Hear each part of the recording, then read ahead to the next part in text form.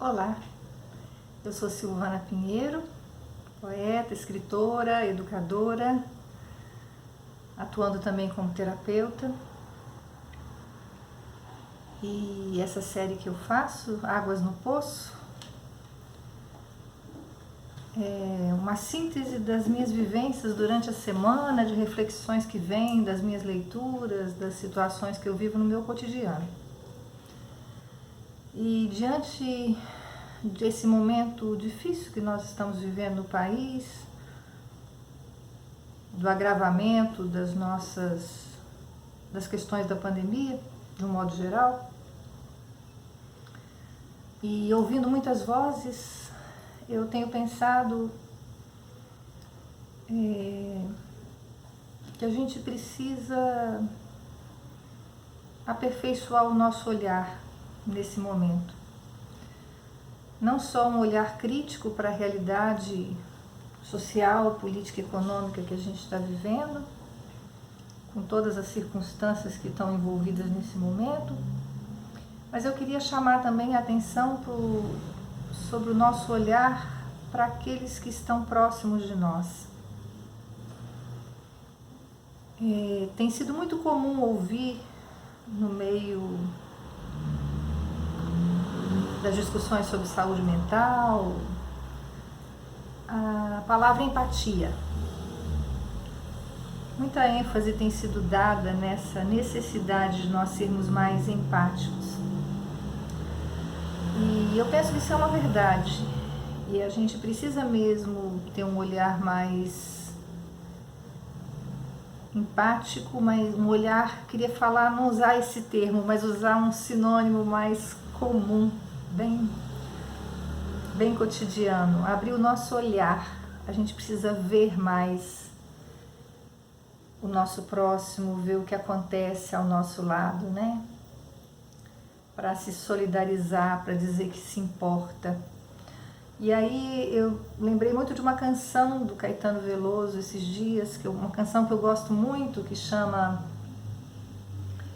Força Estranha.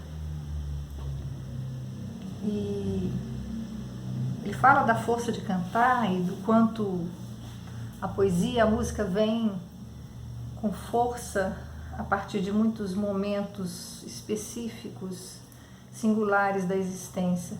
Mas eu queria destacar nessa canção a capacidade que esse poeta tem de ver as coisas. Porque as coisas podem acontecer ao nosso redor e a gente não vê. E ele diz assim: eu vi um menino correndo, eu vi o tempo brincando ao redor do caminho daquele menino. Eu pus os meus pés no riacho e acho que nunca os tirei. O sol ainda brilha na estrada e eu nunca passei. Eu vi uma mulher preparando outra pessoa. O tempo parou para eu olhar para aquela barriga. A vida é amiga da arte, é a parte que o sol me ensinou, o sol que atravessa essa estrada que nunca passou. Por isso uma força me leva a cantar, por isso essa força estranha, por isso é que eu canto, não posso parar, por isso essa voz tamanha. Eu vi muitos cabelos brancos na fronte do artista.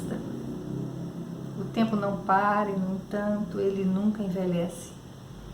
Aquele que conhece o jogo do fogo das coisas que são, é o sol, é o tempo, é a estrada, é o pé e é o chão. Eu vi muitos homens brigando, ouvi seus gritos, estive no fundo de cada vontade encoberta.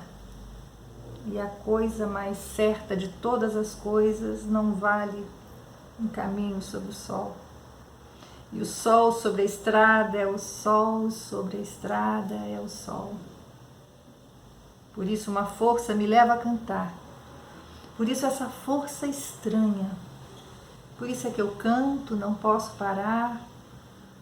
Por isso essa voz tamanha. A vida acontece ao redor da gente, a morte acontece também. E às vezes a gente briga por tantas coisas sem ver o outro que nasce, o outro que morre, o outro que sofre, o outro que anda na estrada. Eu estava pensando também numa série da Netflix que eu vi recentemente, terminei de ver recentemente, e olha que foi um recorde de audiência da minha parte, porque foram 60 episódios.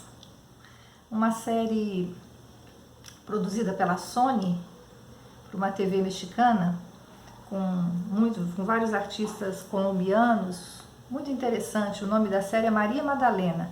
É sobre a história mesmo da mulher das narrativas bíblicas, que foi seguidora de Jesus, que foi discípulo de Jesus, e a série é a vida dela, a partir já da sua idade adulta, tendo vivido um casamento que ela não desejou viver. E paralelo à história dela, tem a história de Jesus também já adulto, e essas narrativas paralelas vão correndo ao longo da série, até que em determinado momento eles se encontram e a Maria Madalena tem a vida e a história dela transformada por essa realidade. E em meio a aos fatos históricos que são também ventilados ao longo da série, do Império Romano, do domínio do Império Romano sobre a Palestina, sobre os religiosos daquele momento, sobre as disputas políticas, as diferentes facções naquele lugar, enfim, é uma história muito bonita, que termina com a morte e ressurreição de Jesus, sendo Maria Madalena a primeira mulher a testemunhar isso. E a série dá um lugar muito especial a ela. A história da igreja também reconhece esse lugar, talvez não tanto quanto deveria, mas reconhece, e os evangelhos também a citam. Pensando nessa mulher, eu lembrei de uma narrativa da Bíblia que alguns teólogos até atribuem a essa narrativa um fato da vida da Maria Madalena. Essa história é narrada em Lucas 7. E Jesus estava jantando na casa de um fariseu, e então entra uma mulher com um jarro com um perfume muito caro, e ela derrama aquele perfume aos pés de Jesus e chora e seca e massageia os pés de Jesus com aquele perfume, com seus cabelos, e as pessoas que estavam ali ao redor, pela narrativa, a grande maioria homens, a contar do dono da casa, que estranha a atitude de Jesus aceitar aquele movimento partindo de uma mulher, e ele a considera, esse dono da casa a considera uma prostituta, e os discípulos de Jesus questionam por que ela gastou aquele perfume tão caro para regar os pés do mestre, né? Então, e Jesus diz: nossa, essa mulher está me fazendo um bem danado, ela tá cuidando de mim, ela está sendo empática comigo, ela está me vendo, ela está vendo as minhas caminhadas, as minhas dores, os meus sofrimentos, ela está olhando para mim, ela é bem-aventurada. E aquilo choca aquele grupo de homens que estava ali ao redor. Há um tempo atrás eu publiquei esse livro, Femear, e nele tem um poema desses, em que eu tento traduzir em palavras essa experiência, no lugar dessa mulher tão mal enxergada pela visão daquelas pessoas que estavam ao redor de Jesus. O nome do poema é Aos Seus Pés. Derramo perfumes de um frasco quebrado, mistura de cheiro e lágrimas, unguento que escorre por entre meus dedos, sobre seus artelhos calejados, em cada entrança e andanças. Molho o dorso, rego ramos, trajetos de veias e músculos que rondam calos enrijecidos, longas caminhadas, ressecados, enegrecidos por ventos e poeira. Envolvo minhas mãos em sua pele e plantas de pés cansados. Vai o tempo, acaricio recantos, amacio um canto, um gemido e a dor de todo o meu pranto com o sabor de seus sofrimentos. Estendo meus cabelos, acolho os elos de seus passos, pegadas que anelo, enxugo firme entre as mãos e o novelo dos fios de minha fronte, que aninham suas raízes com maciez e aconchego. Curvo-me sobre as curvas de seu tornozelo, desvelo seu calcanhar, arquilicamente ferido, cicatrizes e bolhas, velhas centelhas. Pruridos que queimam pela força do chão que marca seu caminho. Ali, sobre a tez de seus pés, amparo seus pelos, apelo, latejo beijos, ajeito um carinho amigo, lhe almejo doçura, ternura, um alento. Todo o meu desejo, seu sossego que valha o meu descanso, coberto por sua mortalha. Jesus valorizou a fé, a empatia, o cuidado daquela mulher com ele, homem de dores, né? As escrituras bíblicas usam essa expressão, Jesus foi homem de dores. E esse episódio marca o reconhecimento disso. E ele valoriza isso como expressão de fé. No mesmo capítulo de Lucas 7, um pouquinho anterior a isso, um outro episódio fala de um outro homem que teve uma atitude empática também com Jesus, de certa forma, a maneira dele.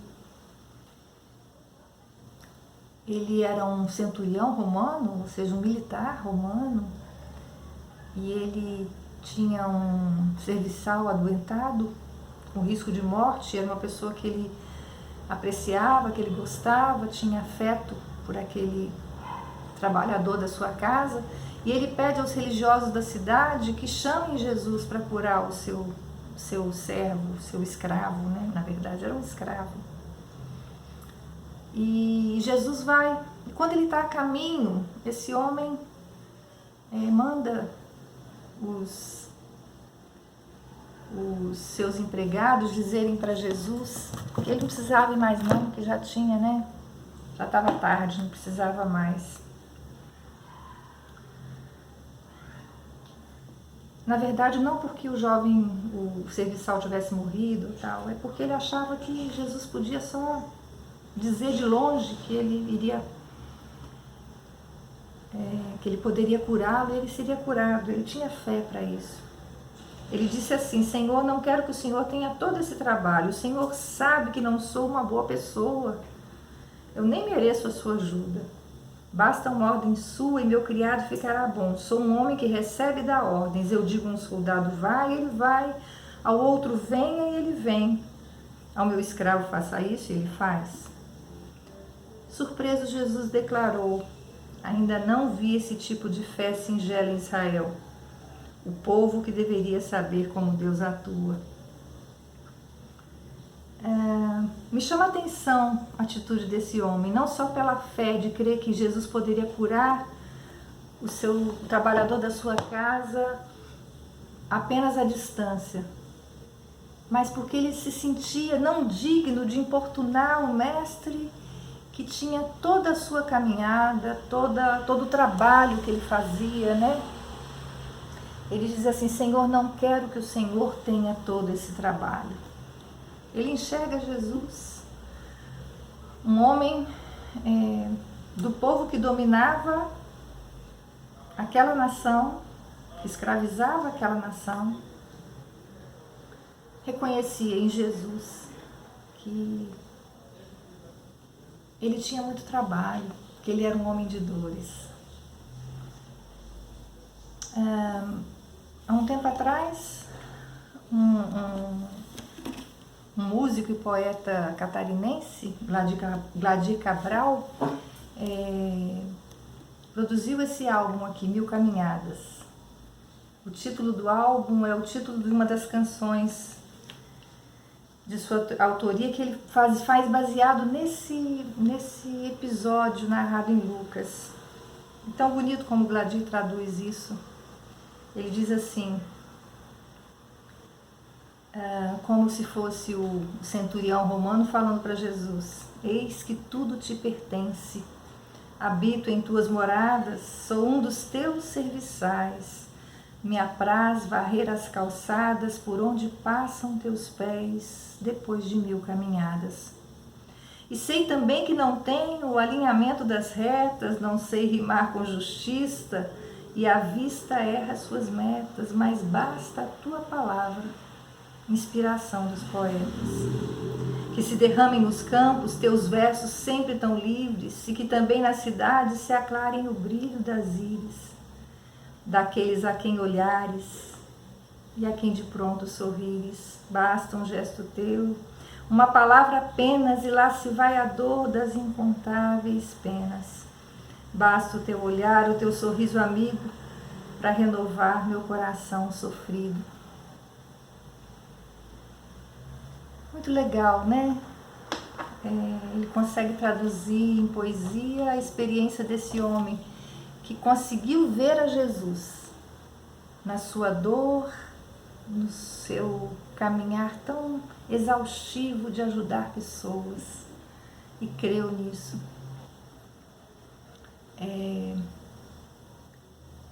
Uma e outra situação, essa mulher do povo, considerada por muitos prostitutas, e esse militar de uma classe que dominava a Palestina naquele momento, os dois em circunstâncias muito diferentes conseguem olhar para o ministério de Jesus, se compadecer, cuidar dele de alguma forma, lavar os seus pés na caminhada.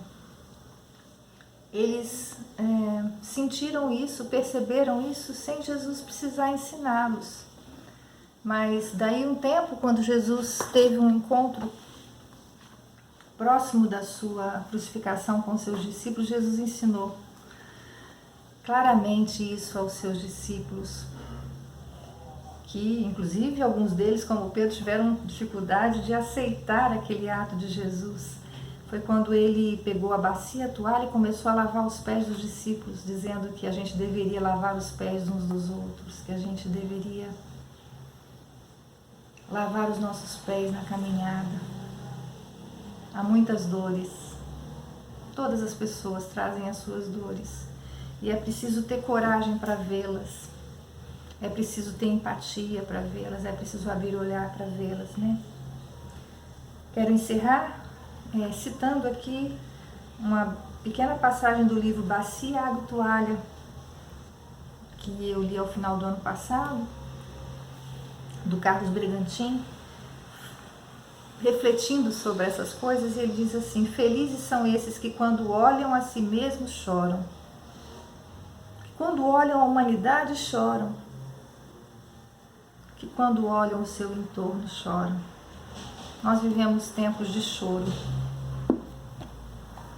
São felizes os que sabem chorar, são felizes os que sabem olhar a dor dos outros e de alguma forma lavar os pés do outro na caminhada.